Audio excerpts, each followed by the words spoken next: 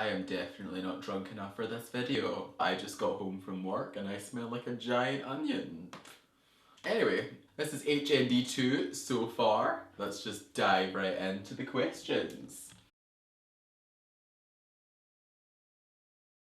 I guess from like a social perspective, I've learned how to work with like the general public, getting to grips with approaching someone to take their picture. It's essentially like a sales pitch. You need to sell yourself to that person and then ultimately gain their trust in order for them to think that you're going to take a good picture of them.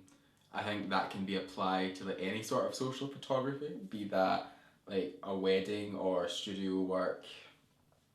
Yeah.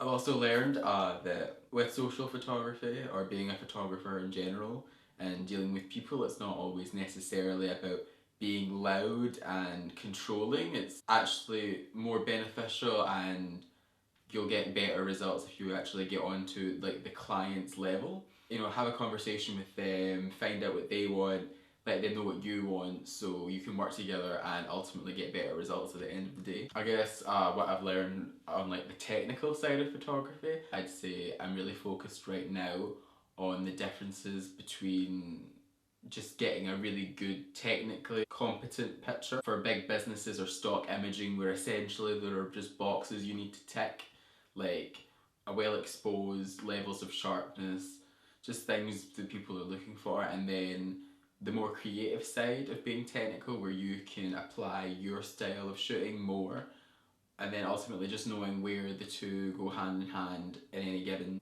job situation.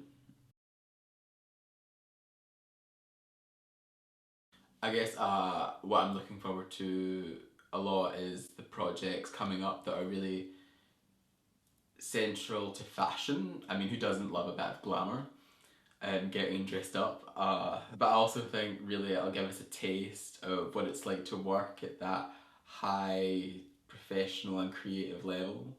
But yeah, there's a really good energy in the department this year.